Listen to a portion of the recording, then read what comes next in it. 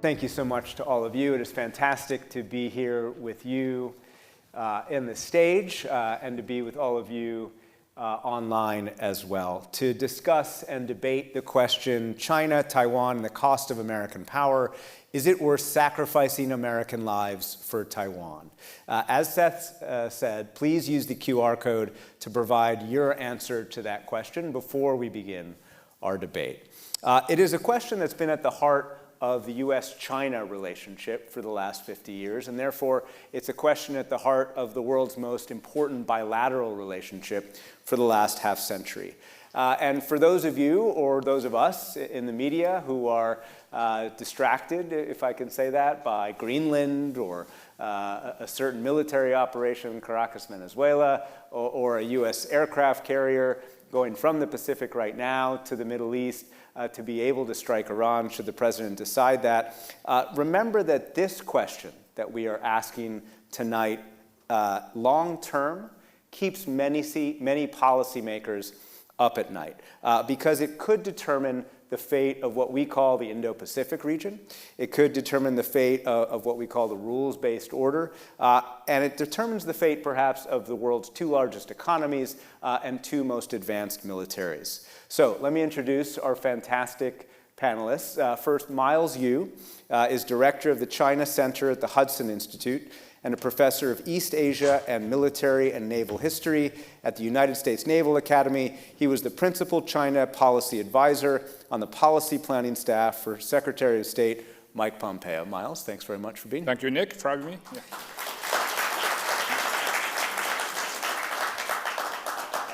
And Lyle Goldstein is director of the Asia program at Defense Priorities, a think tank in Washington, D.C., a professor at Brown University, where he directs the China Initiative, and he has a new book just out last week, hot off the presses, called The New Cold War at Sea, about China and Russia. So, Miles, Lyle, thank you so much, both of you, for being here.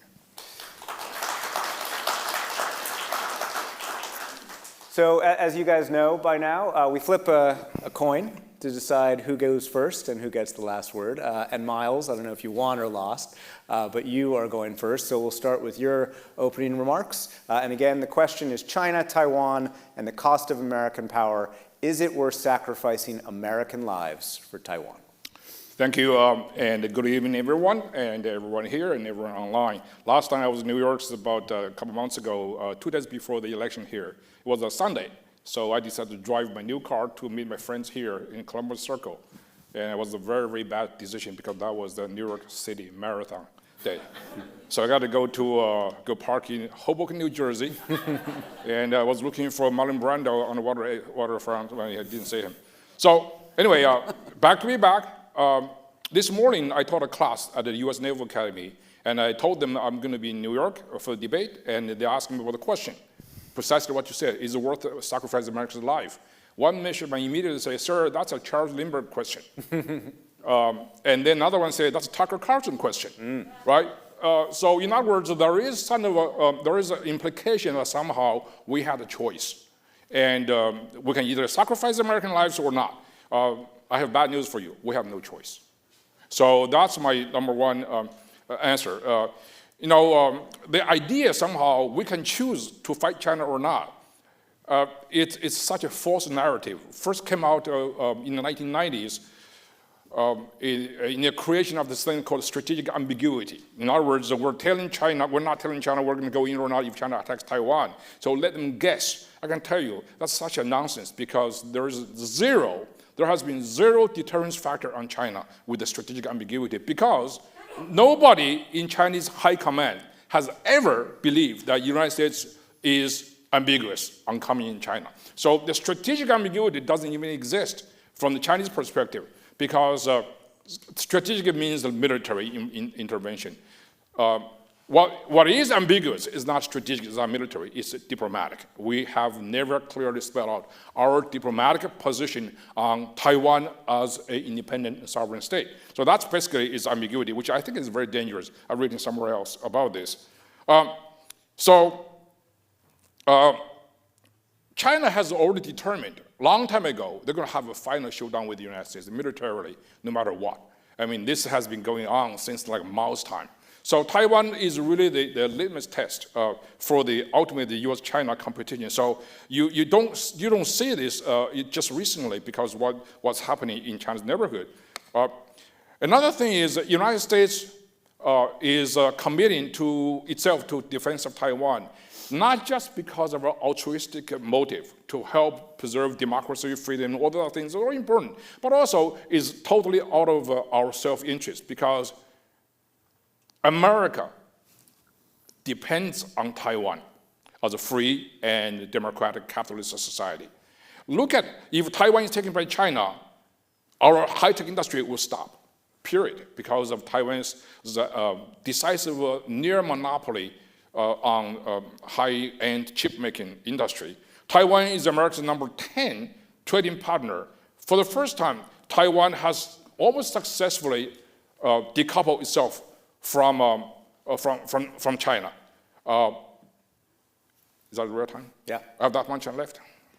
You have negative 20 seconds, so just wrap up.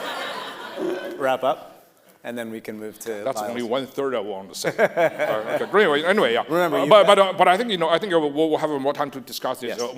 My final words is that you'll hear from my colleague here to my right that the Chinese military has taken a lot of gigantic leap forward.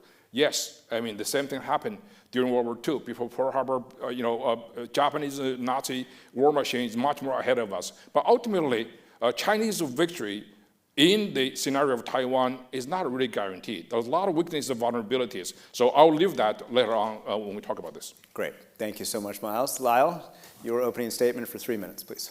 Okay, yes. Hello, everyone. Good evening. Thank you for coming out on this very cold evening. I think most of us were quite preoccupied with football over the last 48 hours or so. However, I hope you all had a little time to reflect on the holiday. We're commemorating Dr. Martin Luther King, one of our greatest heroes, of course. And I was thinking as I traveled to New York City to talk about Asia that, in fact, Dr. King had made an extraordinary speech here about 60 years ago at Riverside Church, 20 or 30 blocks from here.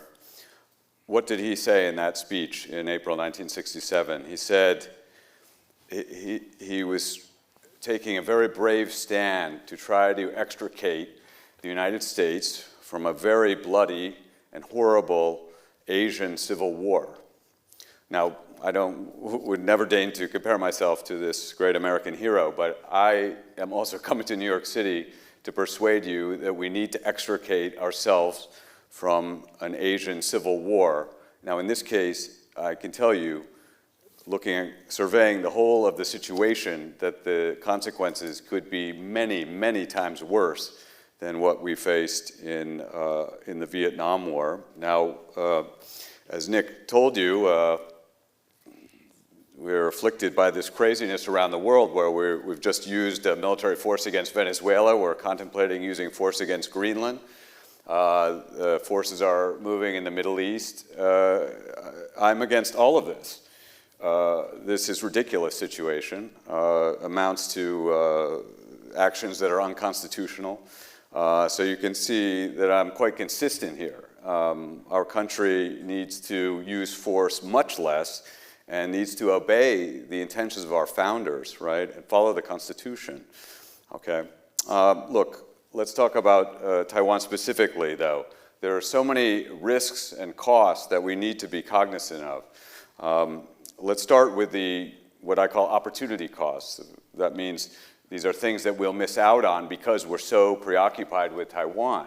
If we're so focused on Taiwan and this increasingly militarized rivalry, we will not work with China to address climate change.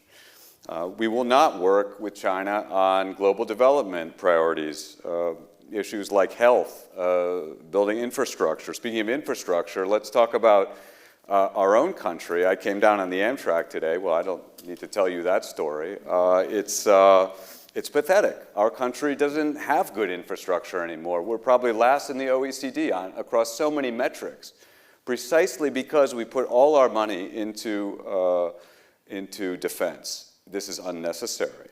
But you have to realize that if we take on this priority of defending Taiwan, that our military budget has to go way beyond the 1.5 trillion that Trump is now committed to. That's not nearly enough. We should double it again, or maybe triple it. And even then, it probably would fall short of what's necessary to defend Taiwan. The military risks are immense. I will hopefully get to elaborate more on that tonight, the shape of those military risks. They are truly immense. In fact, I think the wording up here would be better to say sacrifice tens of thousands or even hundreds of thousands of American lives. And I'll be happy to explain that. Now, I'm not even talking about... Just wrap you up, sorry. Just finish. I do have my eye on the clock.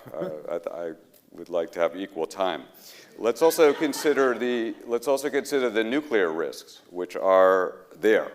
And I will elaborate on those as well. Look, there is a better way. We can promote cross-strait relations. We can adhere to the one China policy. Look, I'll just close by saying there was an article by Nick Schifrin, maybe he's here in the audience, in the New York Times 2 days ago on Taiwan. The last words of that were he invoked the words of John Kennedy, and he said, yes, we might win this war over Taiwan, but the fruits of victory will be ashes in our mouths. What do you think he was meaning by that? You know, this is kind of an oblique reference to the fact that there are nuclear shadows over this Taiwan question, and we had better keep a focus on that, folks. So a quick round of rebuttals. So Miles, just take on two main points that Lyle just made. As he called it, an Asian civil war. Is that how you see it? And we shouldn't be focused on Taiwan so much, not only because of the risks to cooperation with China, but also it's just simply impossible to afford what we would need to be able to do. First of all, you know, Voltaire wrote a very interesting novel, a satire in the 18th century called Candide, in which he basically satirized this naive notion that somehow the world is full of, it's all very perfect. You know, there is this is not a perfect world. Everything that Lyle said is true. We love peace over there, but the world outside is not really a kumbaya world. China, first of all, it's not a civil war. You know, only people in the West call that the conflict between China and Taiwan the civil war. You know, in Chinese official publication, ideology, it's never a civil war. The war between KMT, you know, then Taiwanese government and Chinese Communist Party. KMT, the nationalists who escaped to That's Taiwan, right. Of course, against the Mao-led. Right. The official name is 解放战争, is a war of liberation. You know, the instrument with which China is going to fight the rest of the world is the Chinese People's Liberation Army. So it's basically ideological commitment. This is a major stand for the CCP not be able to conquer Taiwan. So that's why it has to be done, right? So otherwise, CCP will lose the legitimacy. So it's not a civil war. By the way, the civil war is long over in Taiwan has completely different new identity. So it's not that case. Now, second question you said is about. It can't afford to focus on Taiwan that's because right, we should cooperate with China. That's right. And we can't literally afford it. That's right. Taiwan is not the real purpose of Chinese antagonism toward the United States, toward anybody. Taiwan is just the first step of the chain of aggression. Taiwan is China's Sudetenland.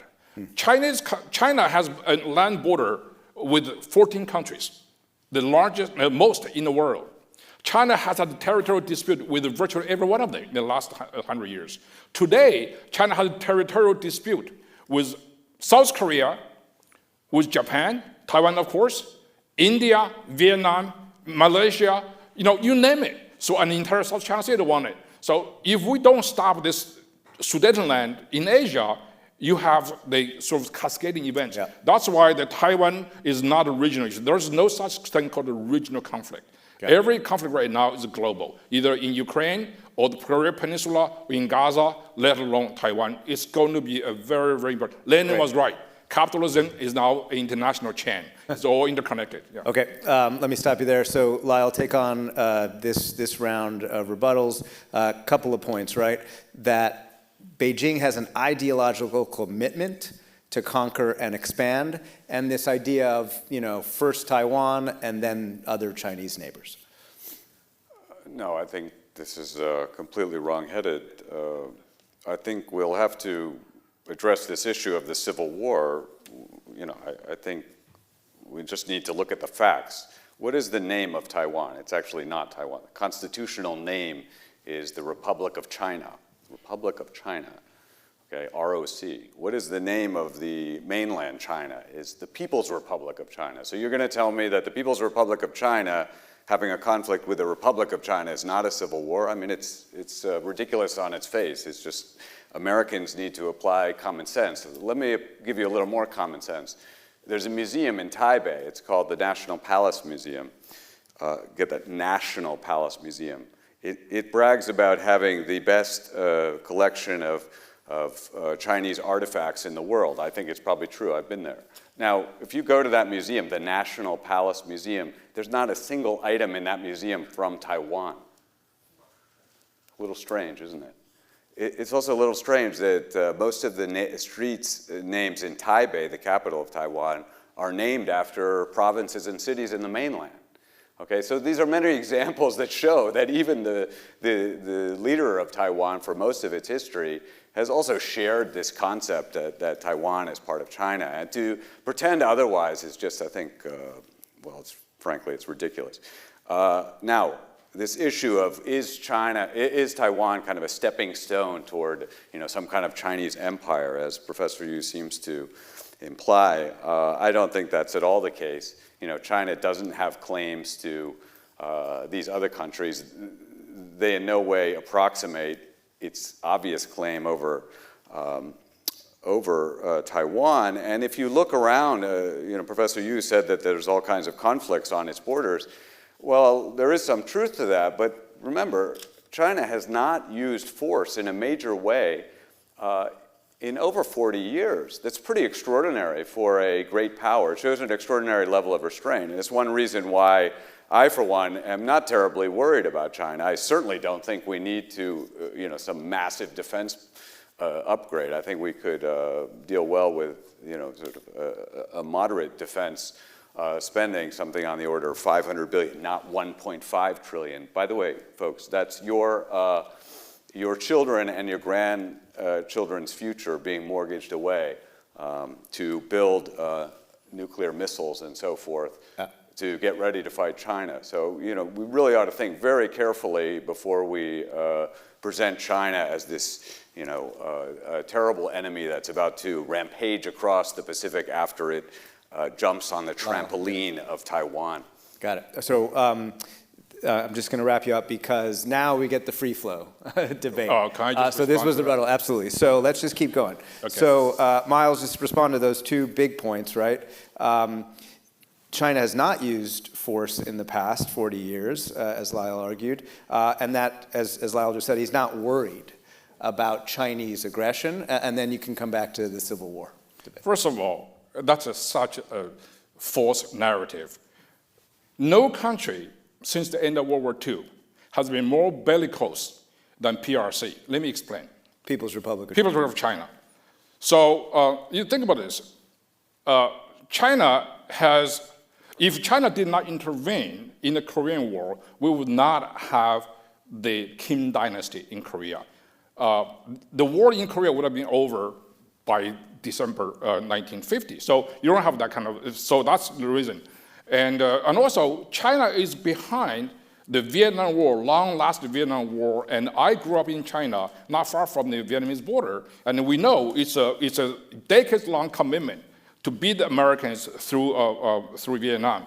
And then, of course, you have today, China knows they have difficulty beating with American hard power. So China has become the major enabler of all these anti-American extreme regimes. If China is not behind Russia, and Russia's war in Ukraine would have been over, China supply over 80% of Russia's war equipment in Ukraine today. This is an official number.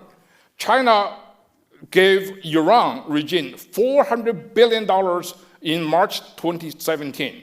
Iranians used that money to bankroll Hamas and Hezbollah. China is the biggest disruptor in global security. China also has completely capture Venezuela. China wants to have Venezuela to create the new Middle East for the United States, because Maduro regime is basically supplied and bankrolled by Beijing, and he already announced he's going to invade Guyana. So this is basically all the problems. Every single major international chaos today, China's behind this. Now let's talk about the wars. China, since its establishment, has invaded India in 1962, has bombarded Taiwan 1954, 1958, and launched missiles 1995, 1996. China always went over the border war with the Soviet Union in 1969. China invaded large-scale war against Vietnam in 1979. So this basically, China has more wars against neighbors than any country in the world. So Lyle, just jump in. So more wars against neighbors, but also the previous point that Miles made, the PRC has really enabled U.S. adversaries. Well, yeah, I mean, you can, I think Professor Yu has made my point for me. He said, he just described to you all those actions, and the last one was 1979. That's 40 plus years ago. It's a long time. So I agree that in its early formation, China was more aggressive. Of course, you know, I'm not sure we can indict them so much on this count of aggression, since, you know, for example, in Vietnam, they were, you know, supporting neighbors and so forth. So, but in any case, my point stands. China has not used force in a major way. I'm not counting missiles arcing over Taiwan since 1979. Hold on. And the adversary, and helping yes, the adversaries. I would like to address that point. And here, you know, again, you see, you know, I'm afraid Professor Yu's painting for you a picture in which China is the aggressor in every single region of the world. Now, what does that sound like to you folks? It sounds like a casus belli, a good excuse for us to go into Venezuela. He didn't mention Greenland. I'm sure he will expound on how China is about to invade Greenland, right? Folks, don't believe the hype. It's not true. China's activities in Greenland are minimal. China's associations with Venezuela are, yeah, I mean, yes, they have some commercial dealings, but you'll see very minimal Chinese weapons in Venezuela, very minimal.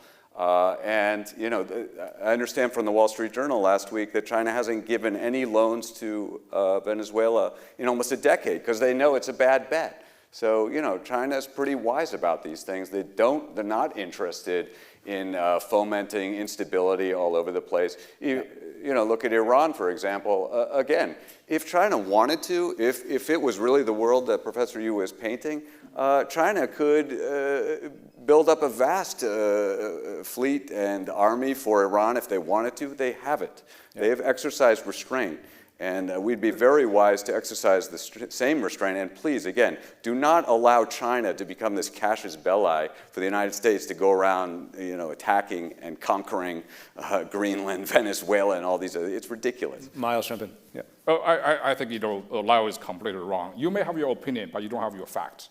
I mean, everything you mentioned, China, yes, did not have a direct war since 1979, but China has been an enabler of all the major conflicts all over the world today, 2026. So this is not really, because China wants to create a strategic distraction for the United States. Ever since American government changes strategic focus, shift away from Europe, from Middle East to focus on Indo-Pacific. So China wants to create all the other peripheral wars so we can be sucked in. So that's China's strategy. You mentioned Iran. China's footprint in Iran is no small matter. $400 billion out of money. China buys 90% of Iran's oil. China buys close to 90% of Venezuela's oil, all through shadow fleets. China has the world's largest commercial fleet that could be weaponized very quickly. He knows this because I've read some of his articles before when he was in the Navy. So what I'm saying is China is not the benign country as he portrayed. The United States is not the monster to try to contain China over. By the way, earlier point Lyle mentioned about People's Republic of China versus the Republic of China. People's Republic of China is a typical communist designation. People's Republic of Romania, People's Republic of Hungary, People's Republic of Czechoslovakia, People's Republic of Bulgaria. That's basically is a communist camp in the 1940s. So you talk about yes, there was continuation. There's a lot of people who fled to Taiwan in the after 1949, but fewer than 6% of people in Taiwan identify themselves as Chinese. Most of them identify as Taiwanese. So they have a new identity. They have a new democratic way of life. So they're totally different from mainland China. Yeah. It's not a civil war. It's two countries. To argue otherwise is like the United States still part of Great Britain. Okay, so two major points that I'll take on. The last one, if you want to go first, this idea that Taiwanese identity has shifted so that Taiwanese identify themselves as different than China, and then obviously respond to the arguments about, yes, China is fomenting conflict through U.S. adversaries. Well, I mean, on this issue of identity, I mean, that's all very interesting, and we could go and do, sociological studies and psychological studies and, try to throw our weight around Taipei or something like this. But to me, again, this is ridiculous. Like, why do we care? This has nothing to do with the U.S. national interest. I don't care what Taiwan's national identity is. I mean, the history is plain. It says in the Cairo Declaration, which our presidents signed, Roosevelt, right? Pretty important guy, smart guy, knew some stuff about China. Read the Cairo Declaration. It says Formosa is a part of China, period, full stop, okay? And this was continued by subsequent presidents, including by Harry Truman. And then, fortunately, Nixon and Kissinger decided to execute this and de-recognize Taiwan. And again, they started the process of extrication. It's still not finished. We are trying to finish that. As far as the, one last point on this, what all this evil apparently that China is doing around the world. Look, yes, they do trade with these countries, no doubt about that. And I don't think we're going to stop them. We're not in charge of the world, folks. If you haven't figured that out, time to consider it. But again, it could be much, much worse. Look at the Ukraine war. I have a new book. I urge you to look at it on China-Russia relations. China has been unequivocal. It is not going to give lethal aid to Russia, and it has not. And I want to be clear about this. If China revisits that decision and decides to give lethal aid, do you think we will have a new war in Ukraine? Oh, yes, we will. You could suddenly have thousands of tanks and Chinese missiles. China's military-industrial complex is massive. So China decided not to do that, and that's a sign of restraint. And the United States should meet that restraint. And by the way, as long as those UN sanctions, the UN rules were not to give weapons to Iran, China also observed those rules, and I think has not exported major weaponry to Iran either. Let me jump in, and I actually want to shift us a little bit away, because I want to ask two distinct questions that I know you'll keep disagreeing on, and then one that you'll end up agreeing on. So let me go through a couple of this. And Lyle, you were just hinting at this, but I think it's really core to where you guys disagree. So Lyle, I'll let you start first. What impact do you think would an invasion by Beijing or perhaps possible capture of Taiwan have on the region? It would not have a major impact, in my view. Yes, there would be a lot of people would be upset, of course, but ultimately, the Allies would behave, honestly, similarly to the way in which Europe has behaved since the Ukraine war. That is, the Allies in Japan and Philippines, principally, talking also about South Korea, Australia, other ones, they would likely increase their defense spending and draw closer to the United States. So, ironically, we might even be in a more favorable strategic position since, by the way, these allies have been, let's say, spending not a lot, not nearly compared to the United States. Hence, a lot of the bitterness in the United States that our country somehow has to spend more, while these countries, Japan for decades only spent 1% on defense. Now it's coming up a little bit, but the point is, they would face a kind of new reality, a new challenge. Frankly, I think it would be mostly in their heads, to be honest, because I see no evidence, zero, that China intends to attack Japan or Philippines. Now, we can talk about some of these reefs and rocks, if you will, that people always bring up. But But fundamentally, Taiwan is a totally different situation. And the claims that China makes against Taiwan are different because, again, it's part of a civil war. Nothing like that exists between China and Japan, although there is bitterness, but it's not like amount to a claim. The same with Philippines to some extent and South Korea, Australia, et cetera. One last thing that is very critical here, you have to understand, is that both Japan and the Philippines are very, very defensible. There are these giant archipelagos with impressive strategic depth. So they're relatively easy to defend. This is why we don't need actually to increase our defense spending radically at all. Yeah. But that strategic depth that Philippines and Japan enjoy is not the case with Taiwan. It's the opposite. Miles, same question for you. What impact would an invasion by Beijing or even possible capture of Taiwan have on the region? It's going to be devastating. By the way, overwhelming majority of the people I know in the China field disagree with that position. That's an extreme minority. Nobody believes that if China takes Taiwan in the region and people will feel safe. If you look at if somebody tells me tomorrow India and China goes to war, I would not be surprised. The tension between India and China is really unprecedented since 1962. Japan and China is talking about war with Japan on a daily basis today. The Philippines and China has almost weekly clash on the South China Sea. Now, I finally understand Lyle's approach to things. In 1952, there was a guy called Ralph Ellison. He wrote a book called The Invisible Man. He's about the sort of agony of a black American. And there's a very interesting line in which the protagonist say, you know what, it is not that I'm invisible to you, it's you refuse to see me. That's Lyle's approach. There's a whole bunch of things over there. It's so obvious, transparent. The China threat, China's daily action, and neighborhoods, warnings, worries, and their sort of scrambling things to encounter Chinese harassment. He doesn't see it. China is always benign. It is the United States that is at fault.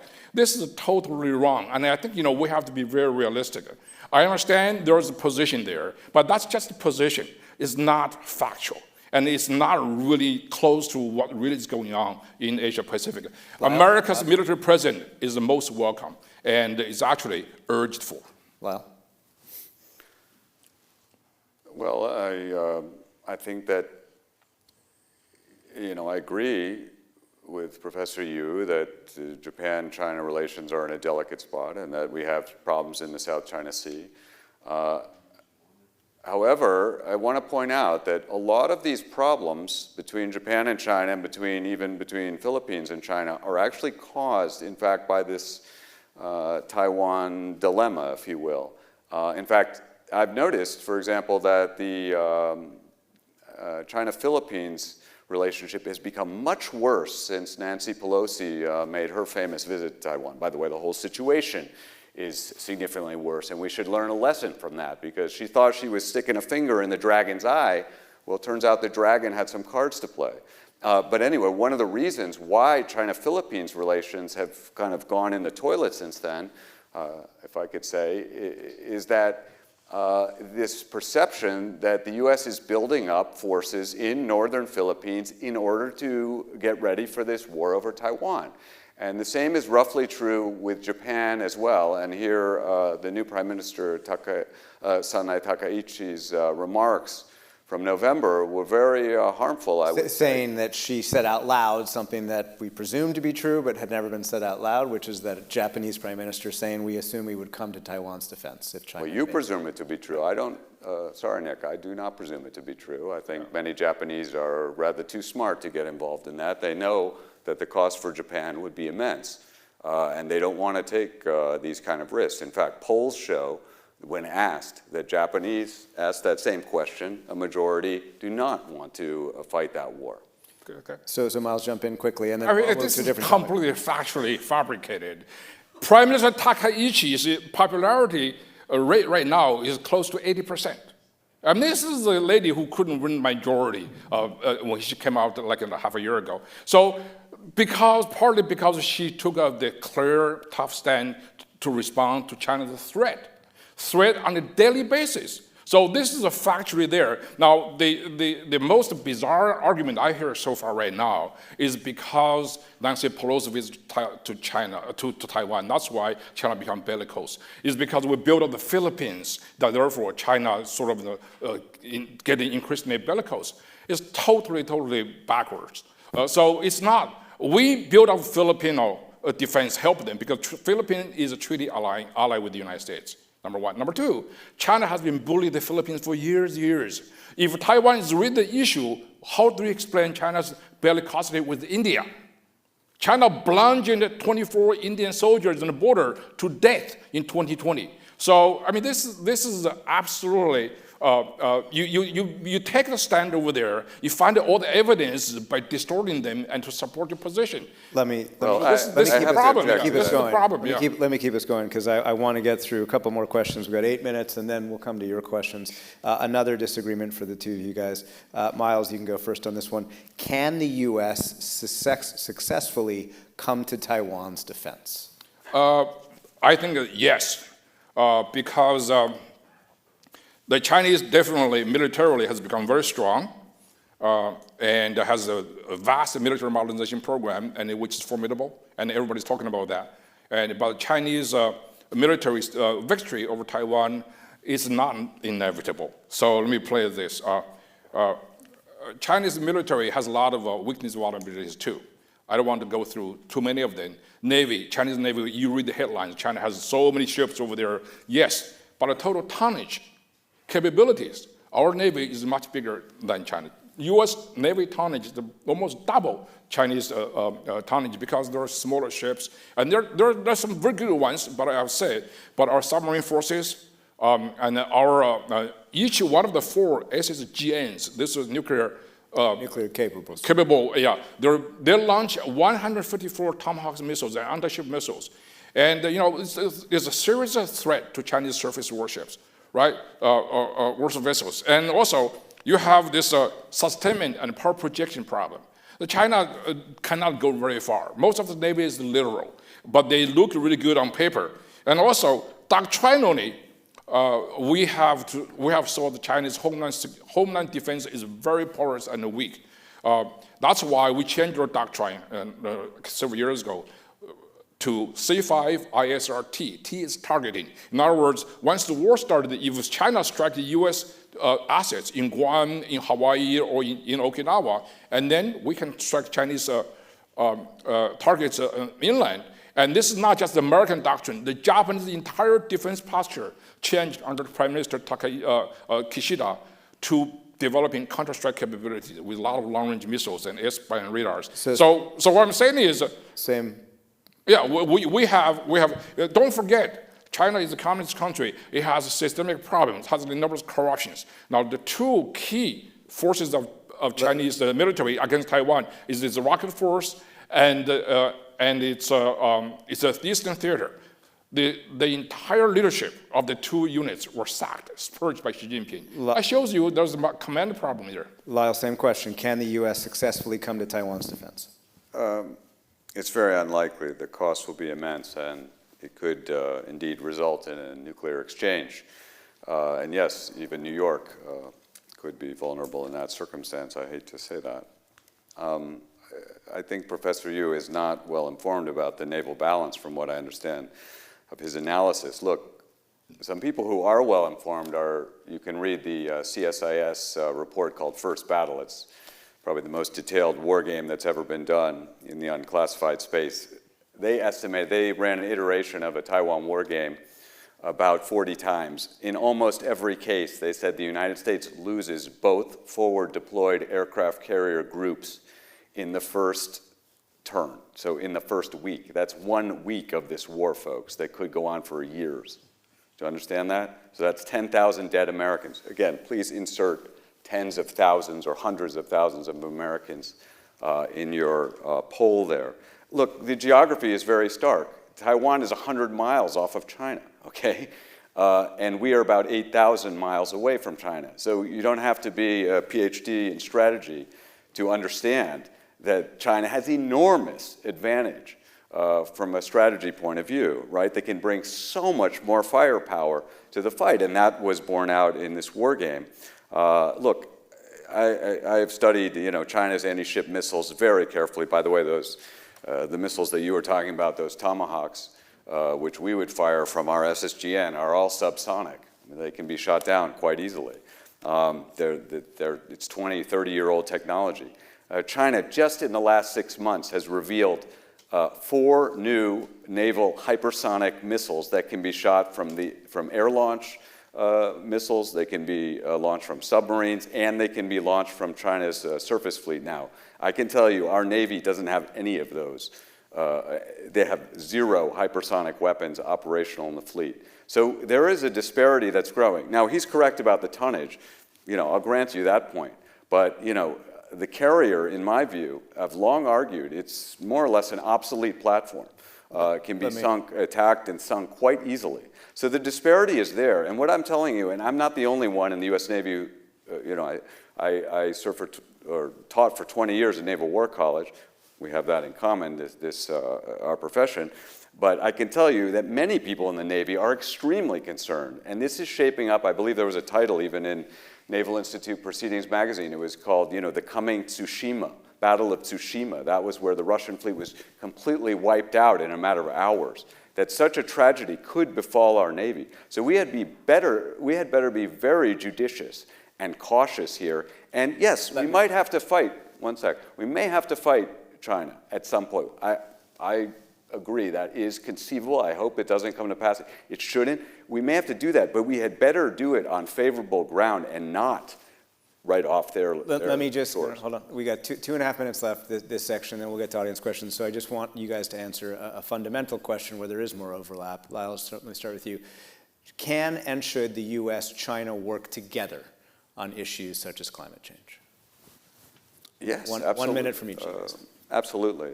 There are so many issues that we need to work together with China on. I mean, this is, to me, completely obvious. There's a very, on every point of the compass, really, every conceivable issue, whether it's culture, economy, climate change, I think is foremost for many of us. I bike ride to work. I'm a committed environmentalist. I can tell you, I've been going to China for nearly 30 years now, and I can tell you the difference in the air quality as you go to Chinese cities, including in the industrial north, for example, where I've spent a lot of time recently. It's incredible. It's night and day. You can actually breathe the air. You can see the blue sky above you. So China has made tremendous strides on the environmental side. Our country, I think, is doing somewhat better too, although the latest trends on climate change front are not favorable. Now, we can compete in this space, and some scholars have argued that that's okay. But I'm not really buying that. I think the U.S. and China are going to both be better off in the whole world if we cooperate on climate change and so many other problems, and we will not cooperate if we spend all our time focused on the defense of Taiwan, which will probably drive us to conflict or at least militarized rivalry. Same question, Miles. Yeah. So I think, he's been there in the Navy for 20 years. I've been there for 32 years, and I participated in real war games. What he's telling you, what he's not telling you is that in each of the war games that he said we have a tremendous task, we almost, each one of them, we won. Okay? So that's basically is what it's for. War games. So quickly on cooperation. That's right. So, and I think, there's on cooperation.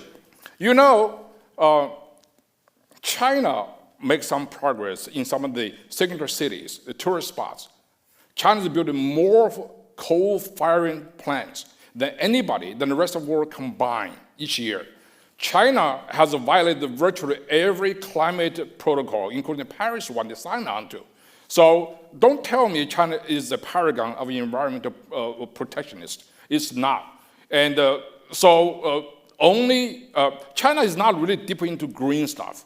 They're making solar panels to sell to somebody else. So this is the problem.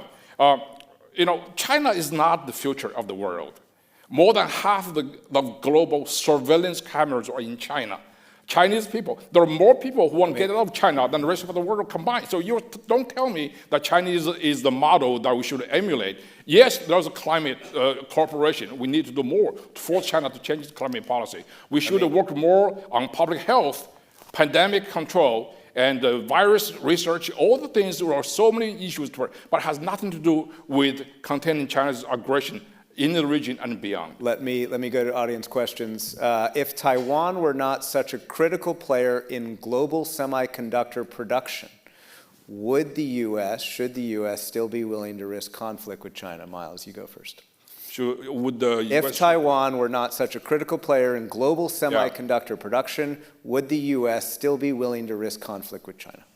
Absolutely. Our commitment to Taiwan's defense started on June 26, 1950, the day after the Korean War broke out. President Truman ordered the 7th Fleet to patrol Taiwan Strait. And that basically has been going on, and China then bombarded the Taiwanese-held island in 1954. After that, we have a mutual defense treaty. That mutual defense treaty lasted until Jimmy Carter unilaterally ended it. And after that, we have Taiwan Relations Act. We have a presidential declaration. From Reagan onwards, for Taiwan's defense, we never say loudly, clearly, but there is always a U.S. show of demonstration, of resolve to defend Taiwan. Every time there's a crisis created by China. President Biden, to give him credit, pledged 4 times in public, including in the PBS program, that U.S. is going to commit the military to stop China if China and Taiwan. So what I'm saying here is even without semiconductor, the defense of Taiwan is crucial because American alliance and the first island chain, and also, again, Taiwan is not just Taiwan. It's the beginning of a chain of aggression. The same thing we saw in 1930s and the same thing we saw in 1940s in Eastern Europe. So that's why U.S. is defending Taiwan with or without TSMC. Same question for you. If Taiwan were not such a critical player in global semiconductor production, would the U.S. still be willing to risk conflict with China? Well, no, I think clearly not. To me, and I used to ask students at Naval War College, does it make any difference if China possesses Taiwan? And they say, well, it's 100 miles more out in the Pacific, but the Pacific is awfully large, and that's right. And I think if anybody who studies the situation, either of Japan or the Philippines, or other allies like Australia, will see that Taiwan is essentially irrelevant from a strategic point of view. This idea that it's the cork in the bottle, or that hems China into this first island chain, I think just doesn't fly. Now on chips, I'll just comment quickly, though, that very quickly, because we want to get through all these questions. Well, very quickly, this is a lot of hype, folks, this whole matter of the chips. Look, I agree if there was a war that Apple would be hurt and you might not get your iPhone 18 or something on time, sure. But is the world economy about to collapse? Certainly not. Plenty of companies actually would benefit. Samsung for sure. Probably, the people who make chips in Texas that would be probably very happy about it. To me, it just doesn't stand up. And even if you read in the Washington Post today, there was an article saying this silicon shield is really just doesn't, so-called silicon shield just doesn't hold up. This debate about silicon shield, the idea that chips can help defend Taiwan because the world cares about it, that itself could be an hour-long debate. So it'll just show how many topics we're covering. It's about the chip-making capabilities. It's not about Samsung can replace TSMC. They cannot. You have different kind of a level of sophistication and capabilities. Let me ask you both individual questions. So we're not going to have debates because we're going to try and get through all these questions. Miles, let me ask you this one. In a war for Taiwan, what would be the determinants for victory, right? And then the question continues, to continue the one China policy, a, quote, two-state solution, or something else? I think it's to really, of course, we can all go some high-sounding principles, freedom, democracy. The Taiwanese, the entire global dialogue about Taiwan is changed dramatically in the last 10 years or so. Before, it's all about the sovereignty. Is Taiwan part of China? By the way, the United States has never agreed to the interpretation that Taiwan is part of China. U.S. has never said agree or disagree. So that's the reason I talk about diplomatic ambiguity. That's changed completely Today, the essence of Taiwan issue is not about whether Taiwan is part of China or not. It's basically tyranny versus freedom. It's a Chinese model of governance versus Taiwanese model of governance. Taiwan has been a remarkable place. Taiwan's basically is a paragon of democracy and capitalism. Taiwanese growth rate has surpassed everybody. Taiwanese per capita income, or GDP per capita, surpassed Japan and South Korea. Is the highest in entire East Asia. So Taiwan also provides something very important. That is, Taiwan has provided managerial talents for U.S. high-tech industry in Silicon Valley. Before it was Indians and Americans. Now it's Taiwanese. Largest company in the U.S. In the world is NVIDIA. It's a guy from Taiwan, Jensen Huang, and his cousin, right, is Lisa Su, who runs the AMD, and you have Jerry Yang, who founded the Yahoo. So this elite created by the Taiwanese healthy environment is going to help the United States. So that's why I think that's determined, is to keep the two systems very different. And I think, of course, there's a self-interest involved over there too. I completely disagree with the fact that, with the statement that Taiwan is irrelevant strategically. Japanese feel this, if Taiwan is taken by China, their entire southern flank will be exposed to Chinese threat. That's what the President Takaichi's statement is all about. Let me keep us going. Lyle, question for you. What would a conflict in the region mean for U.S. households? Economically, politically, etc. Well, I don't see, as I said, I think a lot of the discussion about microchips is mostly hype. That I think you can, your phone may experience some delays, that is the upgrade or something like this, but no, I don't think, there could be some economic gyrations, but I'm just saying, like, this idea that suddenly the world will go into recession is wrong. I mean, by the way, they make chips in South Korea, they make chips in Japan, they make chips in Singapore, they make chips in Malaysia, where now I support the CHIPS Act. I think it's not a bad idea to bring some more chip-making capacity back to the United States. So, but no, I don't see a major bottom line. Here's the bottom line, folks. If any of you have some of your kids maybe are in uniform, as my son is, we do not want to put our children at risk here over this civil war in a distant place. Let them settle it, and they should, and they will. But yeah, I mean, this is the common problem now in the United States. Of, even I have to say, this question kind of implies, well, maybe we'll lose 2 or 3 lives, maybe it'll be 10. That's completely wrong-headed. And Americans have gotten this strange point of view. I think we got lucky in this Venezuela mission the other day, but so many American families have been impacted by the loss of loved ones in these terrible, meaningless wars, right? I mean, a long succession of them. After all, I'm talking about staying out of Asian civil wars. What was Afghanistan, after all? Right? We never should have been there. So are American families impacted? Yes, and don't let it be your son or daughter on one of those ships out there. Look, there are reasons. I believe we do need red lines with China, and I can tell you exactly what they should be, but they should not be around Taiwan. We have to be judicious and cautious in the use of force and exercise restraint. And by the way, with that, we can have a feasible, affordable defense strategy, which allows us to invest at home. For once, and not just throw all our money abroad. One last to this. Venezuela's success is lucky, and Taiwan's taken by China will not affect American life a bit, and the U.S. high-tech industry will stop instantly if TSMC doesn't stop supplying. TSMC is using American technology. Yeah, but integrated. So it's integrated. So Apple and Microsoft use the biggest customers of TSMC. Okay. Now, can you imagine life with an Apple? China's also a big customer. The idea somehow Taiwan's semiconductor near monopoly dominance in chip making is irrelevant. It's totally wrong. It's like somebody say, you know what?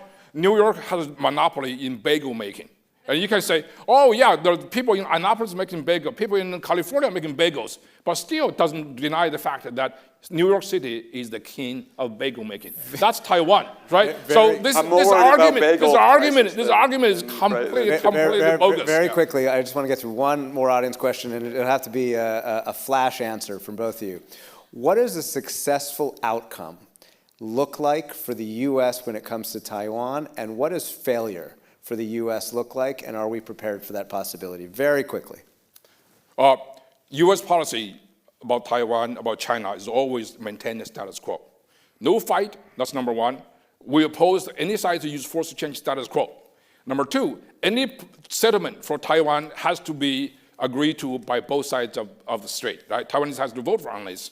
And then number one, of course, there is we agree China has a claim that Taiwan is part of China, but we say we don't agree or disagree with you on that claim. We acknowledge you have that such claim. So this is basically China policy. Same question for Lyle. What does success look like? What does failure look like? Well, let's start with failure. Failure is we are trading cities in a nuclear war, and that is quite possible. By the way, have you seen this book, 2034, by Admiral Stavridis? Pretty important decision maker in U.S. foreign and defense policy.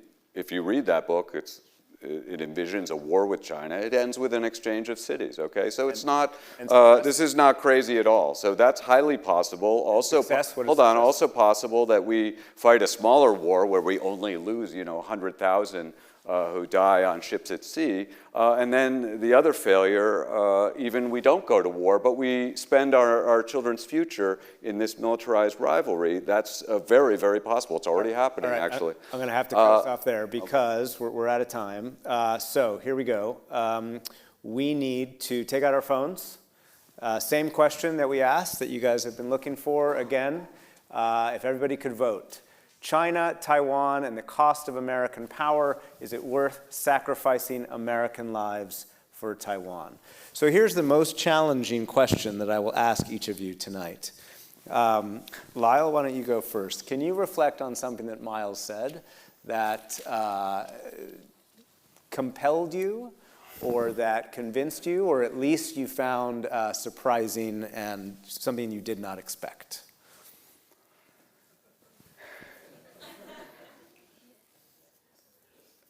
Well, I thought the bagel argument was very persuasive. I love New York City bagels, and I would miss them dearly if we couldn't get them. I had to rely on Annapolis bagel. No, I think he makes a number of good points, and I think one of the most challenging issues that we do have to face is the complicated politics in Taipei. Well, in Taiwan generally.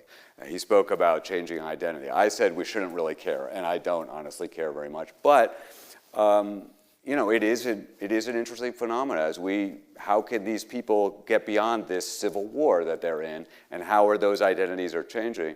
I do believe, from what I've seen, that there is ample room for reconciliation between the two sides. There was a point 10 years ago where millions of Chinese people from the mainland were coming to visit Taiwan, and I've met some of these people. It made a deep impression on them. So I think those cross-strait ties can impact the future of reconciliation, but I do take his point that Taiwan people have kind of, their views are kind of, let's say, information. Miles, same question to you. Reflect on something that Lyle said that surprised you, or that you found compelling, or there's at least particularly interesting. Okay, so I'm a history professor. I studied history. So I thought Charles Lindbergh was dead. And today, Lyle reminds me it's not. Because American cannot afford being an isolationist. We're not, what he's saying is I know, basically, but the question was something that impressed you or compelled you. Yes, I think his argument about the not easily sacrifice American life, we all agree. One life lost is too many.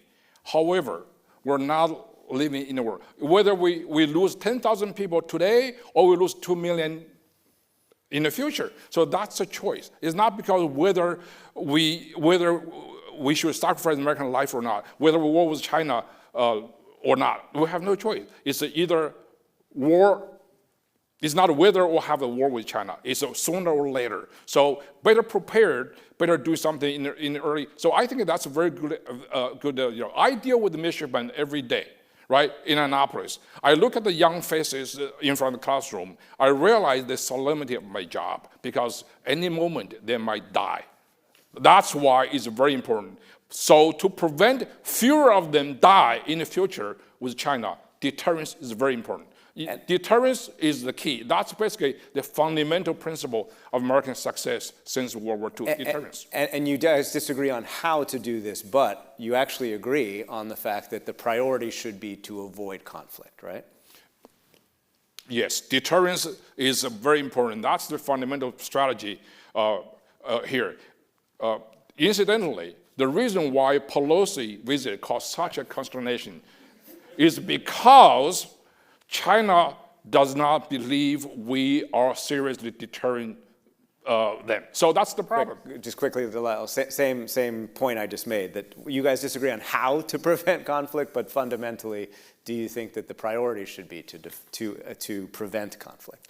Absolutely, and we can prevent this conflict. If we put even sort of 1/10 of the energy that we put at deterrence all the time, more deterrence, more missiles, more spending, more deployments, if we put 1/10 of that energy at diplomacy and trying to foster cross-strait reconciliation, this problem would have been over a long time ago. All right, so that is our cue to go to the bar graph, which is ready for us, so we're all going to look at this together. Wow.